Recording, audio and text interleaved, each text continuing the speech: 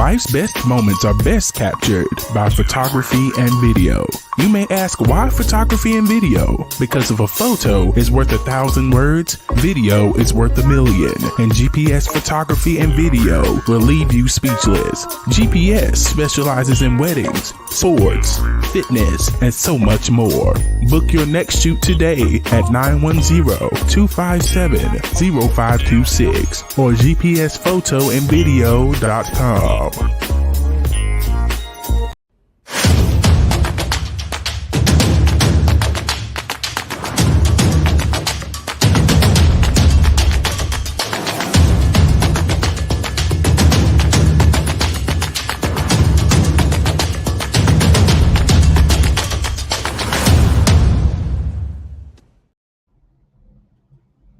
Welcome to the Amazon's podcast. I'm Glenn Young, owner of Amazon's fitness magazine, Celebrate the Female Physique.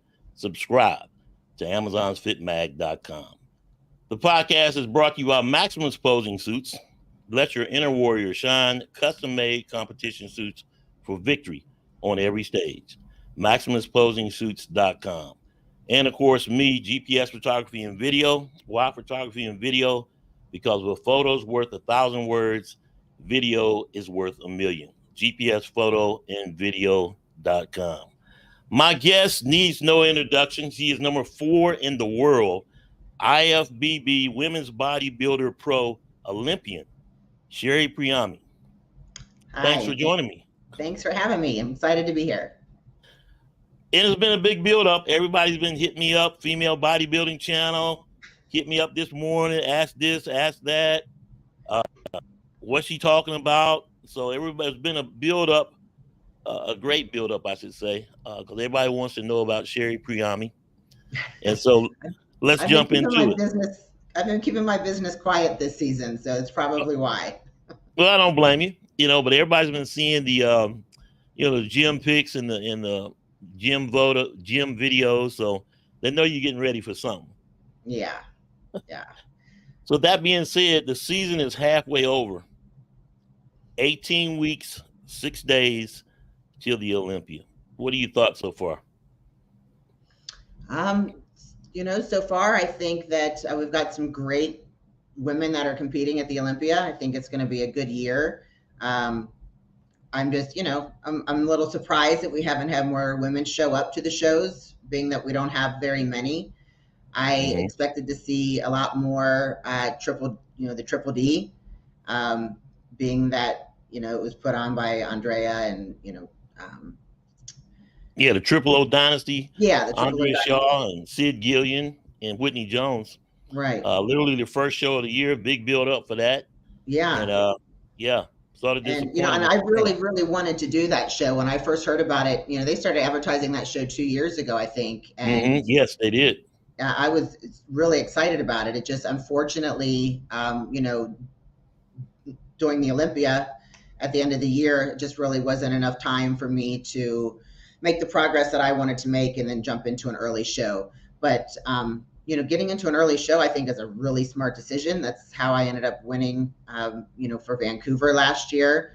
I knew that, for whatever reason, those shows are kind of small in attendance. So that was my strategy. And it was also my strategy last year to qualify early and then have the rest of the season until the Olympia to grow. So I didn't go into that show, with the progress that I was hoping for, but I knew that I'd have the rest of the season to make those improvements. But this year, I knew I needed to put some size on. So I needed some time, but maybe next year I'll do that show. It's great that they've gotten together to promote, the female bodybuilding and, the other divisions. And, I would love to support that mission for them. And it's already been announced. And one of the big announcements with the show, Triple O Dynasty in 2025, is the amount of prize money. You got people that are kicking in money, and that's just going to keep building up. So that's a great thing. How much do you think prize money affects when competitors compete? I think it affects a lot. I think a lot of women's physique competitors are doing Sarah's show in Texas because the jackpot $15,000. Yeah. I mean that's worth what we put our bodies through. That's worth the expense that we put in. That's worth the sacrifices that we make. That to me is the minimum of what you should make as a professional athlete. Right. So those shows have big turnouts, and that's why people want to get paid for what they do and rewarded for that. Some of these other shows, $2,000 for the winner, that doesn't even cover my hotel expense for the weekend. Right. On top of prep and the things that go in our suits. If we don't have a suit sponsor, I mean, before I had a suit sponsor, I was paying $600 to $900 just for my suit. Right. So it's expensive to compete, and the reward just isn't there as far as financial. You obviously do this because you love it and want to do it, and you're competitive. But as a professional athlete, to me, it's almost insulting. Right. How do you fix that? Well, one of the ways that the community is coming together, my sponsor is Bad Rap. It started with Eunice Martinez. She is a women's physique competitor. She's been in the industry a long time, and she got together with one of her training clients who's also a competitor, JoJo, and they wanted to give back to the community and keep our sport thriving. So they have started an apparel line. They're also coming out with some other competition. I don't want to tell her secrets just yet, but she's coming out with some really great products that competitors can use. And all of the proceeds are going to give back to the divisions. She sponsored me this year, and she has a few other people, Hella Trevino, Gina, who just competed at New York Pro. But they're giving back to our division so that we can, afford to make these sacrifices away from our jobs and our families and things that we do. So, that's one example. I'm really honored that they've chose me to represent their brand, and it's just starting to take off this year. But, those are some things that we can do. Fans, always help contribute, and that's another thing that's happened this year that I wanted to get on here and really express my gratitude for, is that a lot of fans knew that I was being represented by Bad Rap, so they reached out and asked units if they could donate money to help with my competition expenses. And so on top of what I get a monthly stipend from Eunice, she got together about $400 extra just from fans contributing.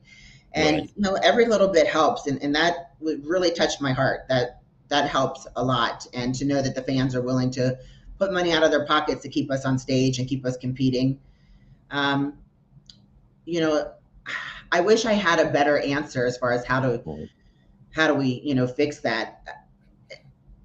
The Wellness Girls got Wolfpack, I think, is who their sponsor is this year. Yes. And, I think the bikini division might get some extra money. And I know it's based on popularity. Like, I get that. And I know it's based on the revenue that we bring in.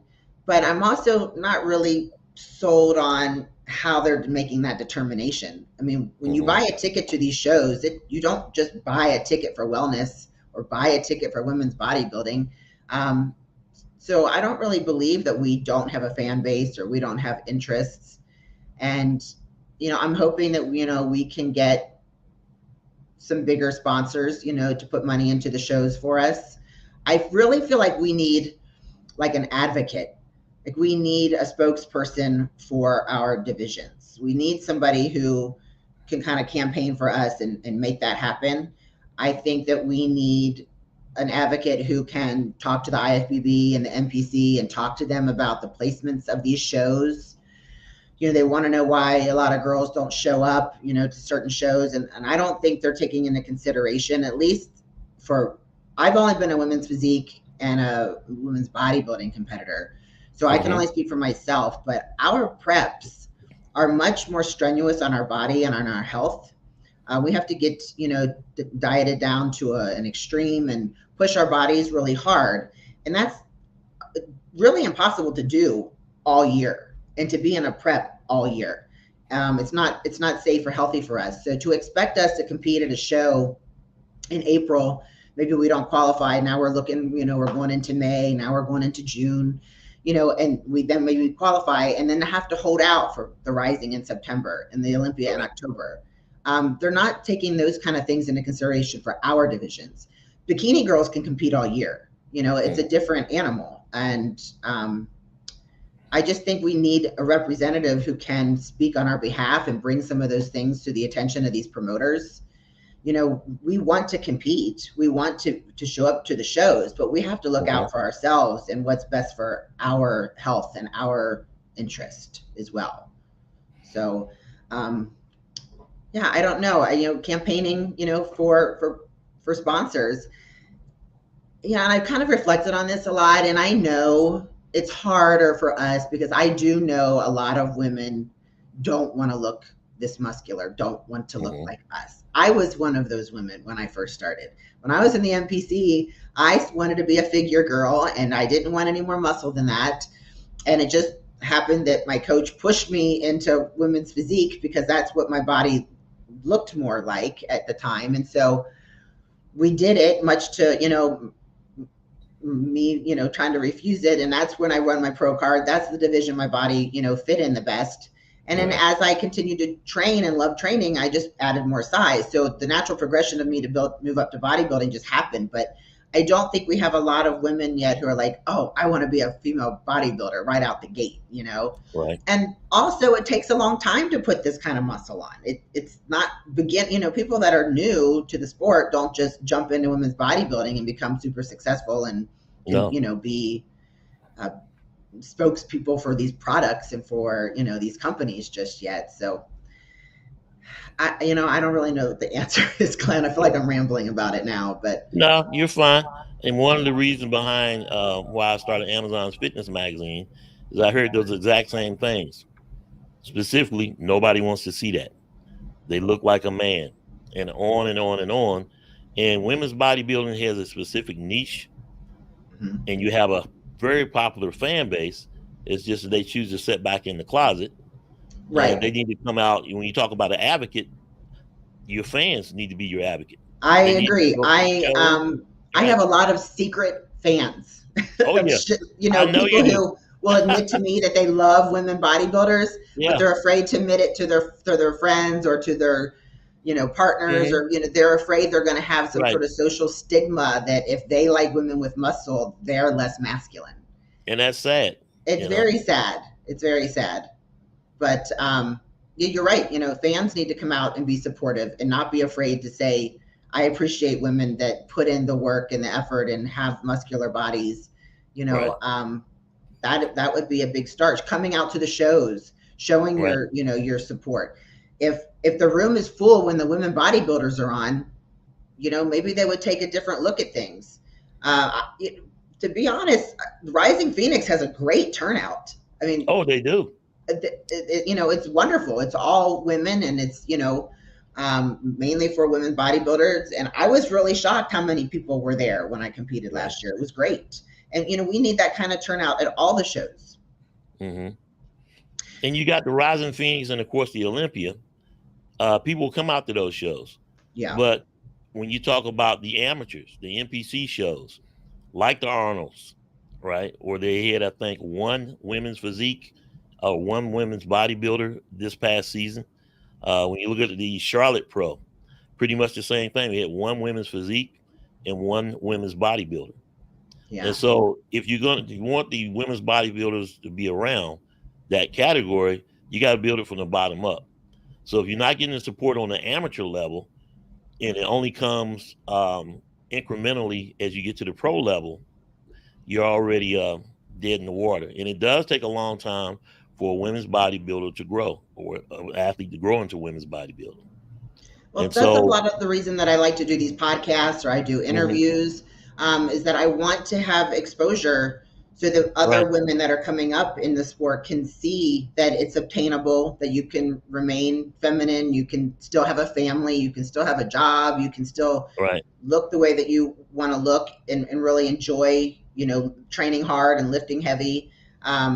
I think when people see someone who's doing it that's relatable for them, that they're more inclined to step up into those categories. so, I mean, I feel like I try to do the best that I can on my part with making myself approachable to people, and putting, myself out there so they can kind of get to know the kind of person I am, and the work ethic that I have, and how I can juggle all the things in my life and still do this, and hope that it encourages them to do it themselves. And congratulations, by the way. Your son just graduated high school? Yes. My firstborn son, finally, he's becoming a man. It's really a prideful thing to watch. So I'm real proud of him. What are his plans? He is going to FAU in Boca, Florida, in August. I probably shouldn't be admitting this, but I'm taking him on a cruise tomorrow. Hey, 5 weeks out of my prep. Because why not? Yeah. I didn't plan on competing this year. Right. My intentions were to focus on my son, enjoy this time with him, enjoy the summer with him. I had this cruise already scheduled as a gift, a graduation gift for him. And at the end of the year, I told my coach, I didn't expect to place 4th at the Olympia. That, I am really still in shock and just living in the clouds about it. But I told my coach that, my kids always come first. Exactly. I love bodybuilding, but come first. They always come first. And I already had this plan for him. And I said, if we can make a prep work around this 5-day cruise, then I'll compete. And I said, if not, then I won't. And first I wasn't sure, like I said, if I should even compete. And he told me, that I didn't need a full year off to make the improvements that I needed to make. He said, absolutely not. You should compete. And when I told him about the dates of the cruise, we looked at the shows, and he said, okay, we can work around that, and we'll just get you ready a little early. I fully intend to stay on plan on my cruise. I have my food scale, and I've already planned out all the meals and what's available to me. And there's a gym on the boat. So I'm going to get up and do my cardio, and I'm going to kind of take it like a deload week. There are some weight machines. I'm going to still, try to keep the muscles full, but it's going to be a little bit more of a reset time for me to pose and, work on my mobility and work on my routine. And then as soon as I get back, I'll be rested, and we'll just really come in and finish out these last 4 weeks of the prep. So with that being said, I guess I probably should announce what show I'm doing. Hold on. We got to build this up for it. We got to milk this a little bit more. I'm telling them how many. Don't give them yet. We are only 18 minutes in, so hold on. But I will say this. I was talking to Luciana Esquilin last night. She's women's physique, and of course her child just graduated. Her daughter just graduates actually on Tuesday. And she was going through the same thing with prom and then while in prep. So I can totally understand. Yeah, it's a busy year for a senior. Happy belated birthday. You are also a Taurus, as am I. Yes. So Taurus Nation. Another year of not celebrating my birthday with birthday cake. There you go, because you was on prep. I think I told my friends I'm going to start celebrating it in December and do like a 6-month birthday. Yeah. So the Olympia, as it ended in November last year, and then to go in the Triple O Dynasty, I get it, understand. You've been on prep, Olympia is over, and now you got to basically stay in prep through the holidays to get ready for that show. So I understand that being And last year I was in prep, like I said, I competed in April. So I really was in prep for the most part the whole year. So for me to jump into another April show just wasn't a smart move on my own. I needed a health phase and time to let my body heal. And when you look at it, the Olympia's in October this year. Triple O Dynasty is already set for next year. It's really going to be the same issue. Yeah, but I'm really hoping that the girls who aren't in the Olympia start coming out early. I just don't see why they wouldn't or why they shouldn't. Right.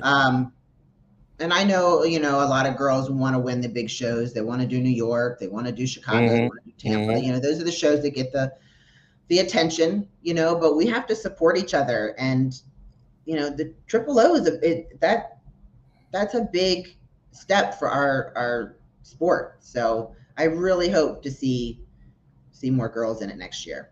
It's huge, and especially with everything that was lost with the Arnolds, you got to Exactly. promote yourself.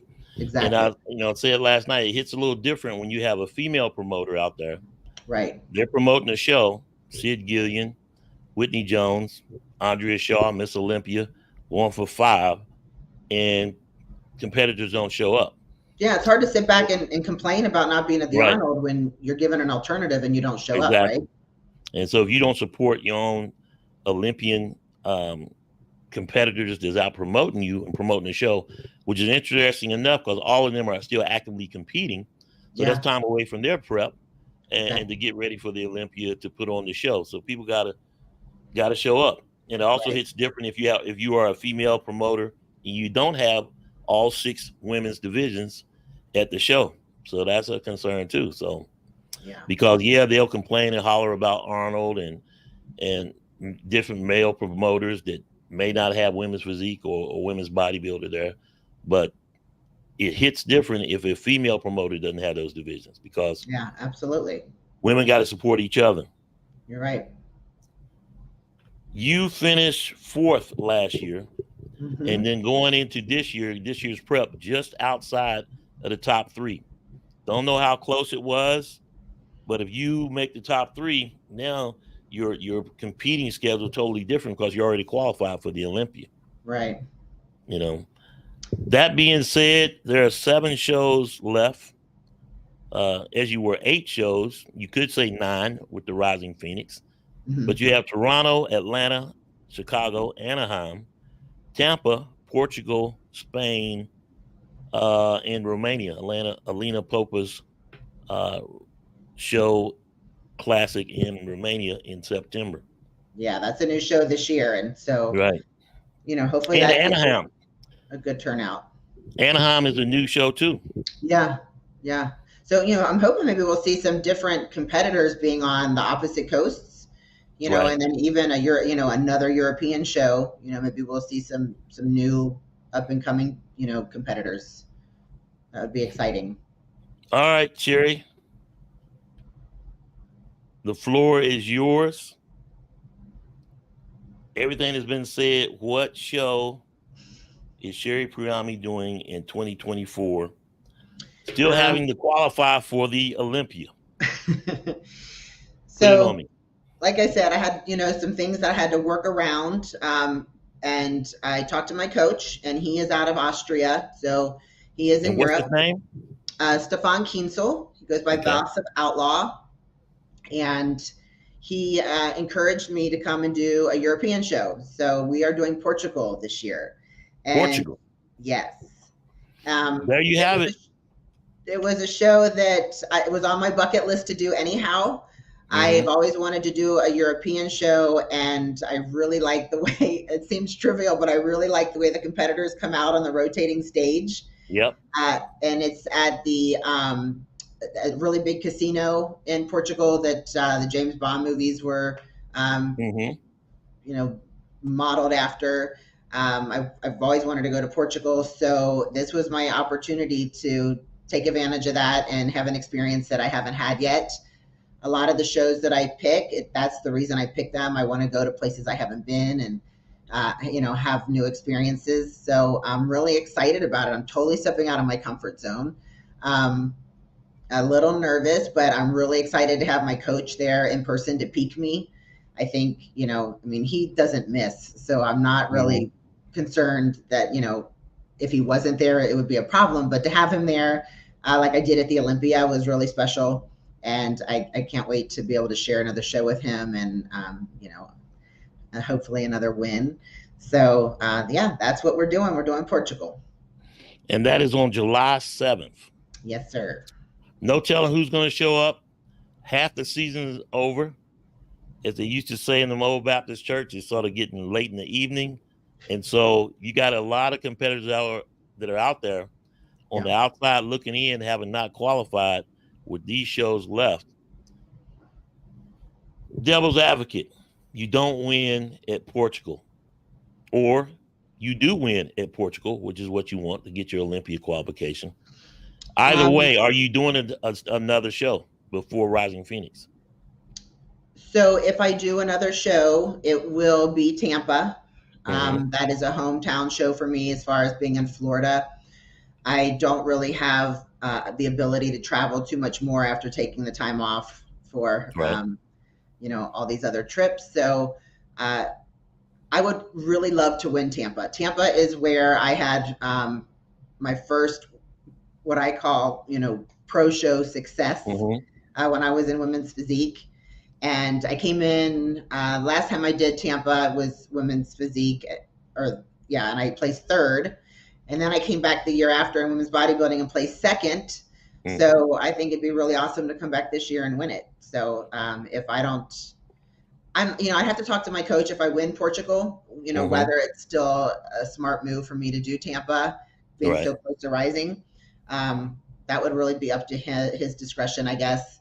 But if we don't win Portugal, I don't even want to say it, but if we don't, then I'm definitely doing Tampa. Now, if you don't win Portugal, and Portugal's on July 7th, Mm-hmm. the Atlanta Pro is July 12th through the 14th. The Chicago Pro is the week after that. I want to say the 18th and 19th of July. Yeah. So Atlanta would be out for me. You're still in prep.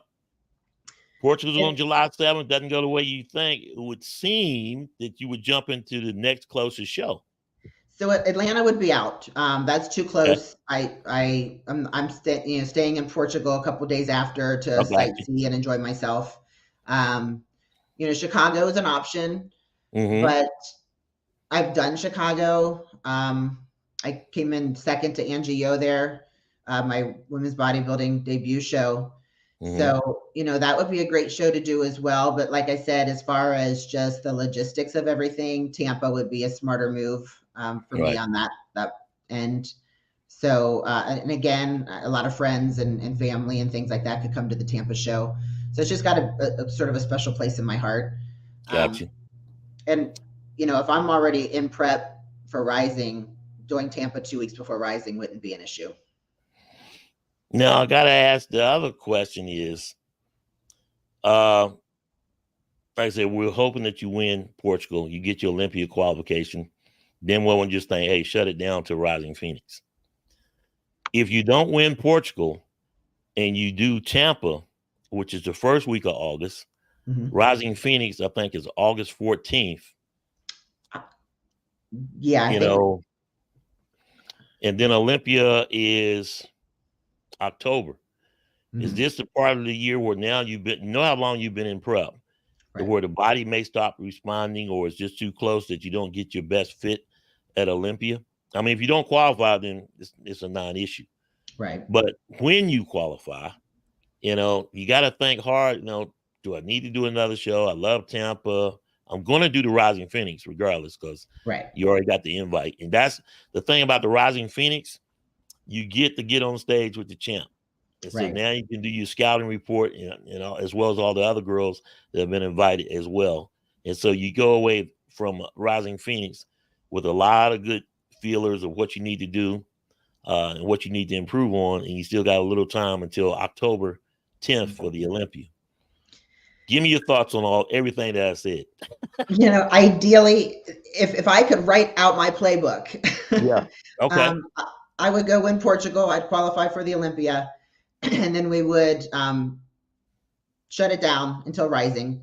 Right. That's a bigger show. The prize money there is much more substantial than Tampa. Yes. So that's where I want to place better at. And so, that's what my intentions are. My intentions are to do Portugal, Rising, and the Olympia this year. So, I have full confidence that my coach could continue to peak me. And no question. We've seen his results. I just think that, on a mental aspect for me, I juggle a lot. And so I think, taking the break in between Portugal and Rising Phoenix would be the best bet for me. And for my family, just to have a little bit more time to decompress and show up as fresh as I can. My coach likes to say, we want you fresh. So, that's the goal, is to show up every show as fresh as we can be. So, And you want to present the best package. yes. Yes. All right. How are you going to finish in the Olympia? Are you going to beat the champ? I mean, it is what it is. You don't train for nothing else. You know, everybody doesn't train for second place. There's only one person that is the standard that you're going after. So yes. lay it on me. So as much as I want to, you know, say that I plan to try to win, I'm also a realist. You know, I know not an my optimist. strengths. You're a realist. I know that I'm doing my best to bring my best. Right. But genetics play a factor in bodybuilding. And I know that, you know, structurally, I don't have some things that Andrea Shaw has. But, you know, anything can happen. Yes. I know that I don't miss when I come to shows. I know that I can peak well and easy. So, you know, all it takes is for her to be off. Yeah. All it takes is for her to be off one day. You never know what can happen. You know, yeah, everybody's goal is to win. Everybody wants to place the highest that they can. So no, I don't train for second place. I don't prep for second place. But I also, you know, standing next to her on stage last year, you know, I'm not blind. Yeah. I know what her strengths are and what mine are and how we compare. So, you know, going all into I can last do is year. What's that? No, go ahead. Go ahead. I'm sorry. Go ahead. All I can do is just focus on bringing the best me, and you know, and making the most improvements that I can make for myself, and just stay in my lane. You know, that's the only way I'm going to enjoy my preps and enjoy my competitions, is to just focus on being the best me and hope that, you know, it pays off at the end of the day. Going into last year, did you see yourself placing fourth? I didn't, only because it was my first Olympia. You know, I really hoped for top 5. I did. Right. And a lot of the feedback that I got, you know, even from some judges, were that, you know, you're top 5 material at the Olympia. So, you know, I really hoped that I did. But I was shocked. I was I'm still a little shocked. But you know, then after the fact, you know, you get people in your ear, and you know, you hear, oh, you know, you might get third, you know, after prejudging, you know, and then to not get third and get fourth, you know, that was a little bit of like a deflation, because I thought, oh my gosh, how awesome would it be to not have to requalify? Exactly. You know, and to be able to spend the whole year improving, you know, that's a dream. But it didn't work out that way, and that's okay. You know, there's a lot of things that I wished for in my life that didn't turn out the way I wanted them to, and it was for the better. So, you know, everything happens for a reason, and I'm just grateful that I placed the way that I did my first Olympia. You know, not many people in this world can say that they're top 5 Olympian. Not many people can say they've ever been to an Olympia. That's true. That's very an important footnote. This is only going to be your second Olympia. Yes. So, you know, pretty impressive. And, you know, I really hope that I can make it there and beat what I did last year. That's the goal, you know, but there's some really great competitors this year. So, oh yeah, I was going to ask you, what were your thoughts on the rest of the field, and those that have qualified and those that have yet to qualify? Well, you know, I'm happy to see that Teresa's back. I think it's the best that she's looked in a long time. And she just looked really confident and beautiful on stage. She did, you know, a wonderful job representing the sport. Lavina, she's, you know, very impressive. She'll be at the Rising Phoenix. She will. So it'll be interesting to stand next to her. Ashley Jones, I've been a fan of since she was in women's physique. I mean, I remember Rookie of the year for women's bodybuilding. Yeah. Definitely one of the best stories this year. What are your thoughts on Ashley Jones? Yeah. Ashley Jones, in my opinion, she's a top contender to take out Andrea Shaw. Maybe not this year, but you know, she's definitely in line to make that happen. She's got amazing genetics. I mean, her shape, her presentation, You know, her flow, her posing. She's just wonderful to watch, and such a great athlete that, you know, makes me proud to see somebody like that representing our division. So I'm Hella happy for her. Trevino. What's that? Hella Trevino. Hella, yes. I'm excited to see Hella come back. You know, the OG. And Yeah. you know, I remember seeing Hella win Tampa back in gosh, was it 2018 or 2019? And just thinking, you know, how amazing she looked back then. So I'm just really excited to see the improvement she made. And you know, and I heard her story about why things didn't come out the way she had hoped at the Olympia in 2022, right? That's the last time she was in the Olympia, I think. She came in third that year, but you know, I know she had some, you know, injuries and things like that. So I know she's been working on, you know, getting stem cells and getting her body back right and everything. So I'm just excited to be on stage with her too, just as much as I was with Andrea. You know, she's a legend in the sport. So to be able to share the stage with her, I hope I have that opportunity this year. I was disappointed that she's not doing the rising. You know, I can see why she wouldn't, but at the same time, you know, I also feel like, you know, she should be out there and competing as much as she can for the love of the sport and to grow, you know, grow women's bodybuilding back. But, you know, that's her personal decision, and you have to respect that. I'm just excited to see how she does this year. Number 2 in the world, Angela Yo. I love Angie. She's a really cool person inside. She's got a big heart. We, you know, we met in Chicago when we went head to head with each other, and you know, we've talked outside the shows, and you know, you know, her work ethic is incredible. You know, she's right up there with Michaela as far as you know, how she works and just keeping her head in the game. But she's got some tough competition this year. You know, so it'll be interesting to see how it all plays out. I'm excited for the season. Okay, so when I look at it, size versus conditioning, in the end, does size really matter? Because Lavinia Barros, you, Hella Trevino, and then you look at Angela Yo, Ashley Jones, you know, the big girls versus the small girls. How you think that's going to play out? Because the word of the season, and last year I got to say the word of the season was femininity. Right. This year it seems to be conditioning. You know, I don't know. It'd be really nice to know what the judges are looking for.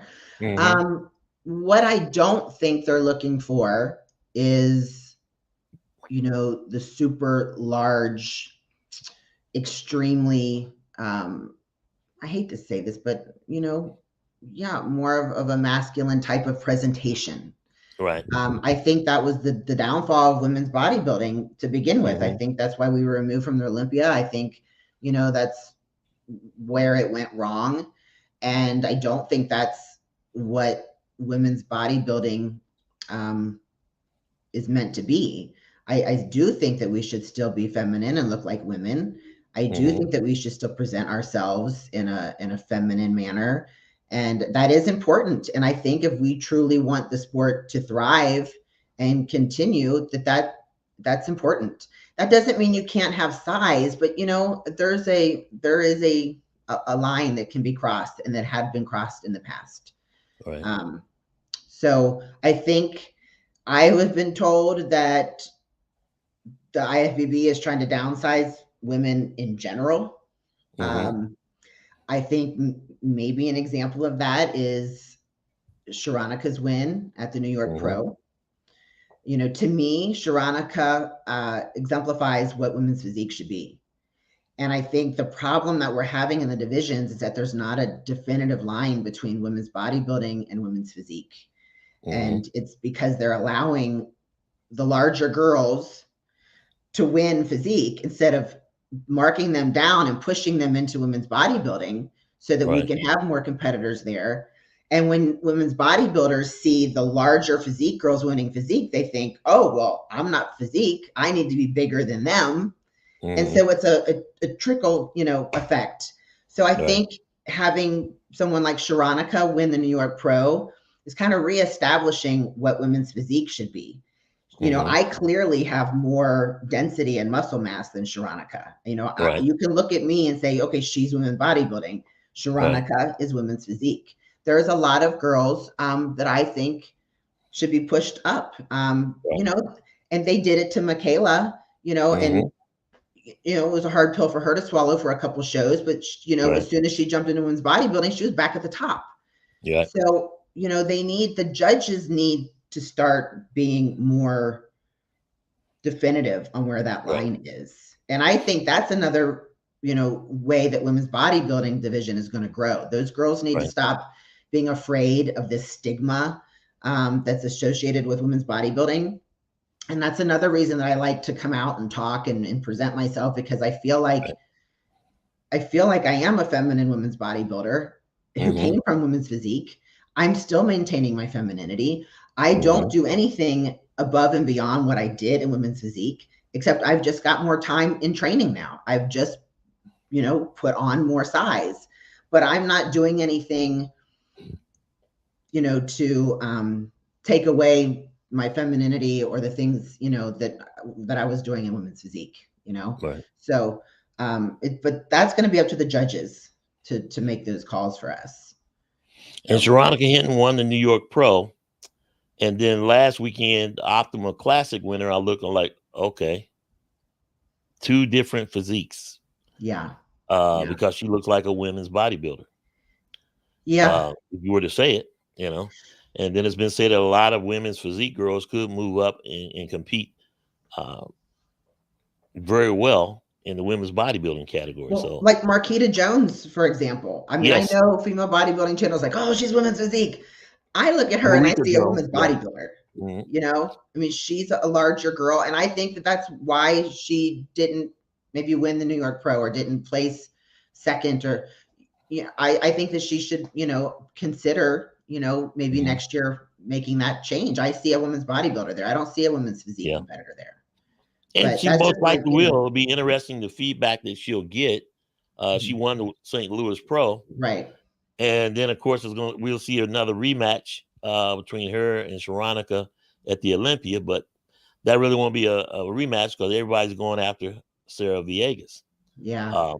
You go after the champ, but it's going to be interesting when I see how that all shakes out. And it's all going to shake out on the stage. Nobody knows. And when people talk about competitors, it's okay to support your favorite competitor, be a fan, but don't be fanatical, and say something stupid, quite frankly, and tear another competitor down because you don't know. Right. The judges, they don't know until they get up there to see what's in front of them. And it'll all shake out on the stage.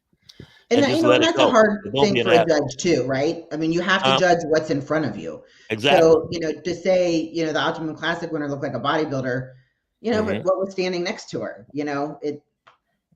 Exactly. The girls standing next to her weren't really much smaller. So, they have to judge what's there. I understand that as well. But, I want to go back to her. I don't know how to pronounce her name, but man, 56. Russian, yeah. She inspires me because very impressive. Very I mean, I hope that I can still get on stage at 56 and look like that. So, kudos to her. That's really great. And I'm glad to see it. That was to me, that was a very inspiring thing to witness.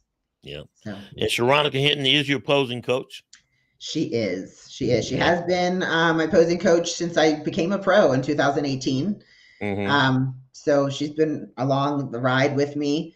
We work really well together. It's great because she's local for me. She's in Orlando. So I work better developing my routines in tandem with her, so sometimes she'll do poses or things and I'll try it and I'm like, that doesn't work for me, So we've got a great working relationship as well as a friendship, and I couldn't be more happy for her. She deserved that win. She worked her butt off. She never doubted herself.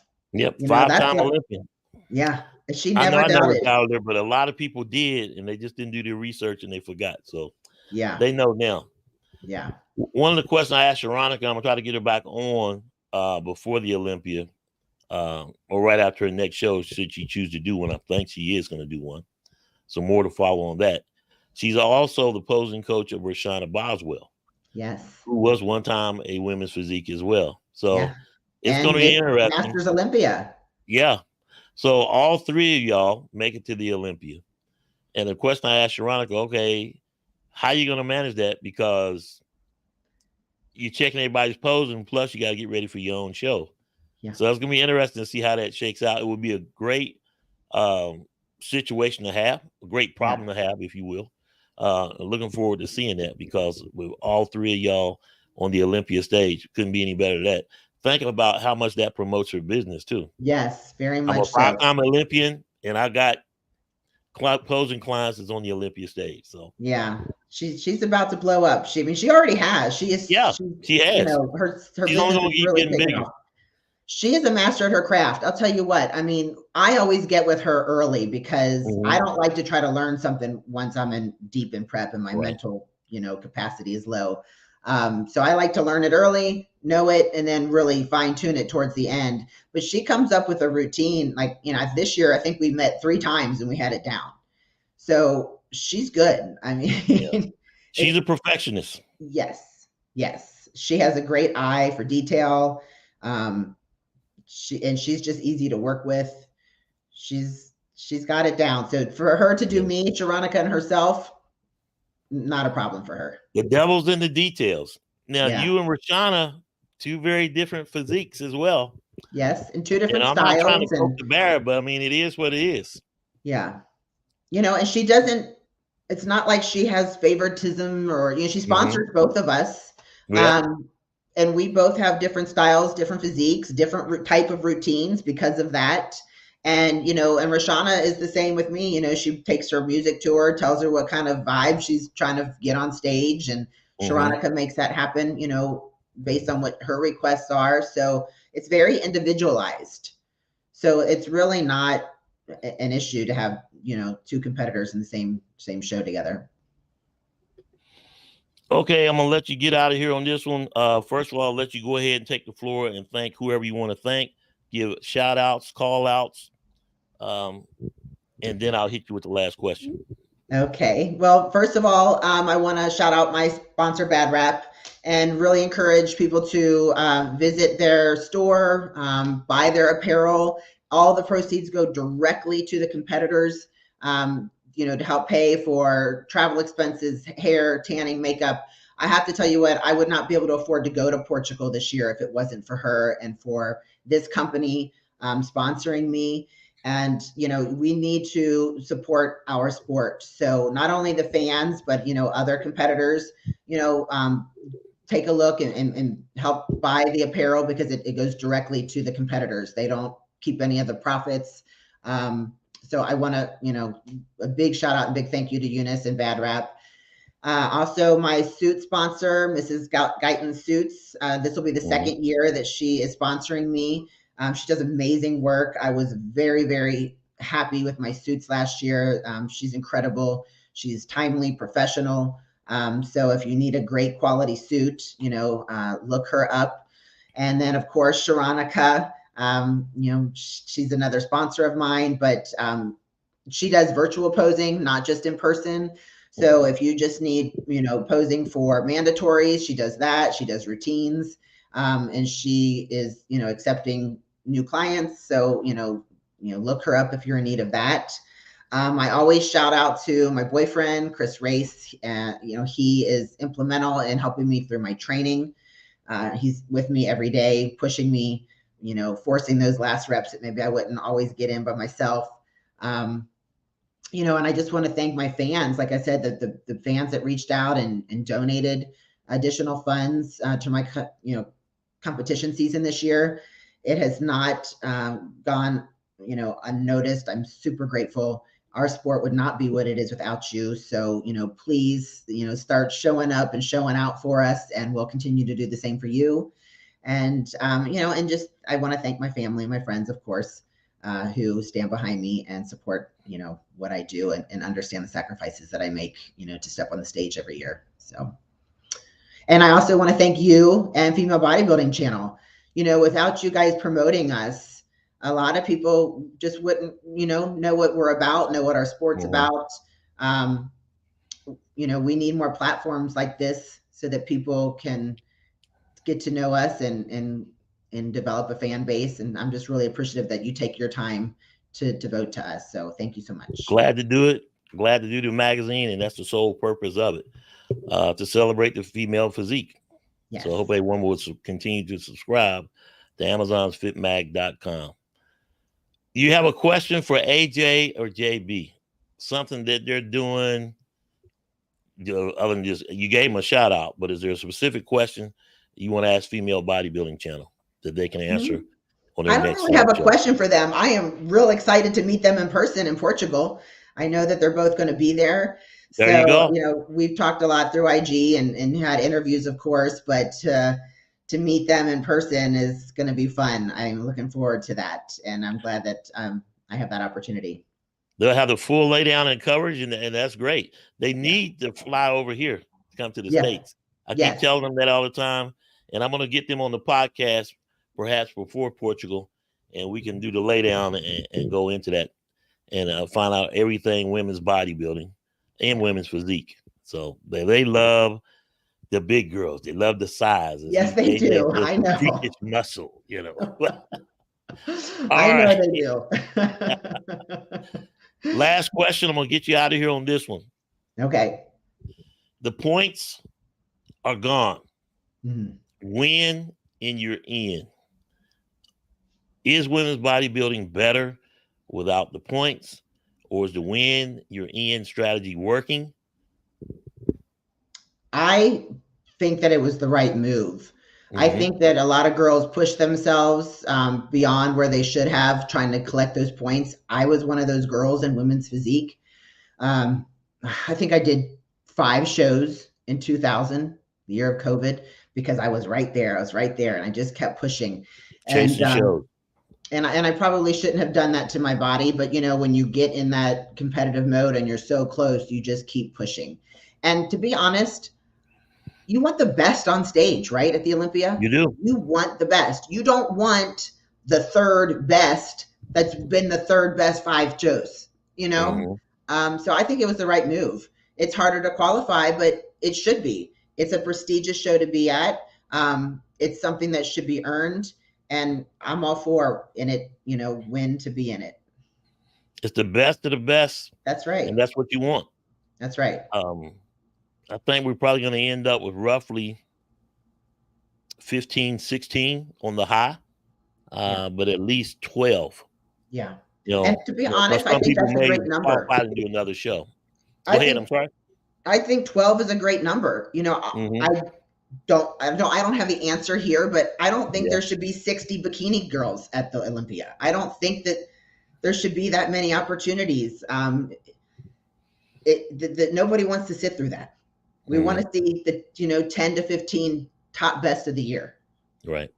So, and because of that, all of the women bodybuilders get to do our routines at the end of the night. Women's physique, it's only the top, I think, 5. So, there's some advantages to being a small niche division. Definitely. Speaking of routine, and I know I already gave you the last question, but any indications you can give as to what Sherronica's working up for you? My routine this year is going to be a little different. A lot of people already know that my daughter is a nun. So she was with me. The last show was at Chicago, and she saw me win Best Poser Award at that show. And she was thrilled beyond measure. That's all she wanted to see is my routine. That was what she was into. So this year I am doing a version of Ave Maria. Wow. It's a song that she, sang and still sings to me. She knows it's one of my favorite songs. So I've, on one of my visits, I've already showed her sort of a preliminary and let her listen to the song, and I have her approval, and she's excited about it. So it's going to be in honor of my daughter. Thanks for the insight. Yeah. Ave Maria, cannot wait. Yeah. Now you gonna do that at Portugal? Yes. And Okay. I'll also do it at Rising as well. Okay. Yeah, I was gonna ask. Yeah. Sherri Priami, currently 4th in the world, on her way to the Portugal Pro. And gonna get that Olympia qualification, and then we'll see what shakes out from there. That's the plan. Thanks, Sherri. Appreciate you. I appreciate you, Glenn. Thank you so much. All right. There you have it. Sherri Priami is doing the Portugal. And once again, there are roughly 9 shows left. It's getting late in the evening, so competitors that have not qualified, that's how many shows they got available. Toronto, Atlanta, Chicago, Anaheim, Tampa, Portugal, Spain, the Alina Popa Classic, and of course the Rising Phoenix. Some would say you can't count that, but you never know. You never know what's going to happen. It's all going to shake out on the stage. Be a fan. Don't be fanatical. It's okay to support your favorite women's bodybuilder or women's physique pro or any competitor, but don't be an asshole. Don't tear down another competitor because you're trying to make your point so bad that your competitor that you love is going to win. When it's in nobody's hands but the judges, and it's all going to shake out on the stage. Coming up next, Jamie Hart. And we're running a little bit behind, so hopefully she's standing by. And she's coming up in the second hour of the Amazon's Fitness Magazine podcast. So can't wait to talk to her. Again, celebrate the female physique. Subscribe to Amazon'sFitMag.com. And I will see you very shortly.